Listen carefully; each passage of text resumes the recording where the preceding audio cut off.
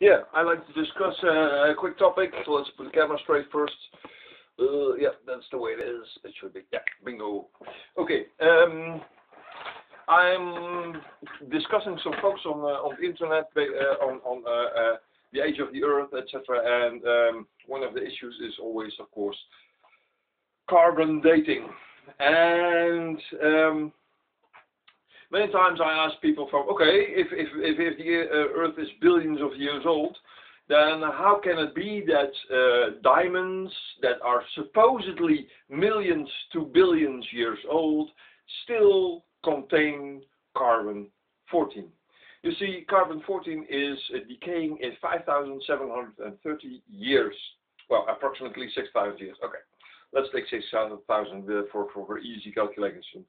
That means that if you take one lump of C14, pure coal, pure 1 kilogram, that would be decaying in 600,000 years. Then it's all gone, all vaporized to nitrogen 14. So why, in 600,000 years, not even a million, our instruments can measure only up till 90,000 years, 90,000 years, 90,000 years. That's what the measurement limits of our modern instruments can reach. Okay, so but what is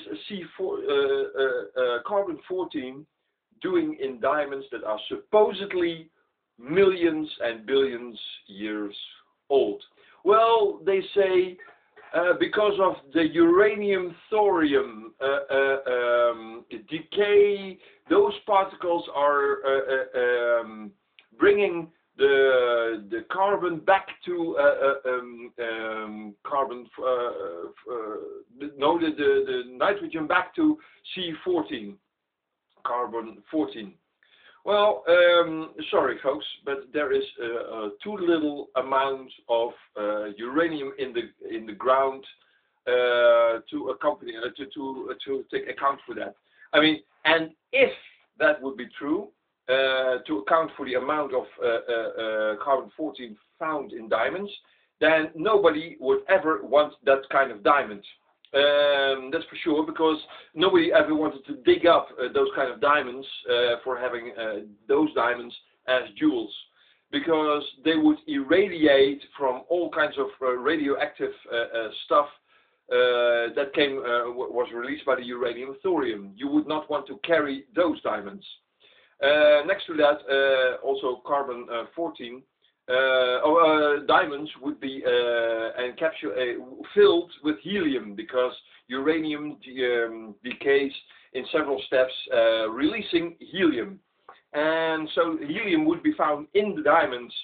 And next to that, in some occasions, even the helium ions may also react with the carbon, forming oxygen.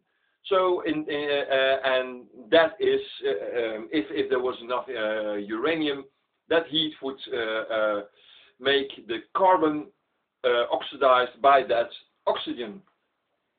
So your diamonds would slowly evaporate into carbon dioxide as well.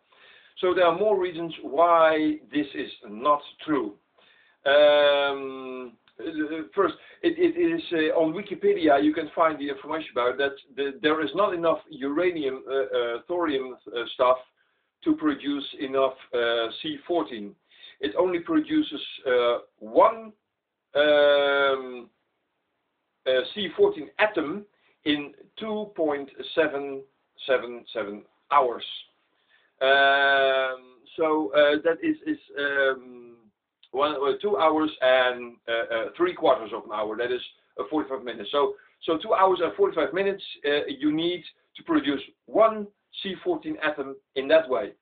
Well, it takes about, if you calculate that through, you need 7,000 billion years to form an amount that you can even is at the lowest detection limits of our instruments, and only at the lowest end. So you need 7,000 billion years to get an amount that is detectable. assuming that in the meanwhile, that C14 does not decay, that it remains, but it doesn't. So, sorry, this proves that the atheists look for all kinds of reasons desperately to deny C14, carbon-14 in diamonds. There is no other explanation for C14 in diamonds than that those diamonds are not millions or billions years old. That's the only explanation, folks.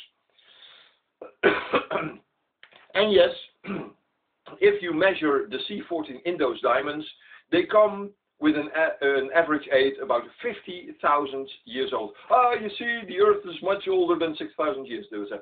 Well, you forget one thing. Since the Earth is, according to the Bible, 6,000 years old, in the beginning there was not so much C14. Yeah. The Earth's atmosphere was destroyed around the time of the flood of Noah, 4,500 years ago. From that moment on, the carbon in the atmosphere, or the nitrogen in the atmosphere, was hit by radioactive cosmic radiation to form C14. But in the beginning it was very low. This formation has not been stopped yet. There is not an equilibrium yet. So yes, in the beginning there was only a little amount of C14 formed just right after the flood. And so it may appear that the diamonds are 50,000 years old, but no, in the beginning there was only a little C14 formed. And only 4,500 years have passed, so that only a little part has been decayed from that relatively. So yeah, it may seem that diamonds are older than 6,000 years, but no, in the beginning there was, just shortly after the flood, there was only a little amount of C14. That's the only explanation. So I don't have any problems with C14 in diamonds, folks. It fits with the Bible perfectly, taking in account that the C14 formation started right after the flood, and only it started to build up. So I know uranium-thorium, the explanation of that is not valid. It proves only that secular science is looking desperately for a reason to deny C14 in diamonds, next to contamination, so-called contamination. Well, if laboratories keep on contaminating, they better shut up and start fixing tires instead of being a laboratory. Because if the excuse is always contamination, then you're no good laboratory. So I don't believe that. And also people take very precautious measurements. I used to work in a laboratory, and people take precautions to prevent contamination. So no, folks, it's not all contamination.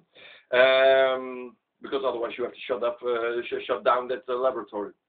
They would be out of business if they keep contaminating all kinds of stuff.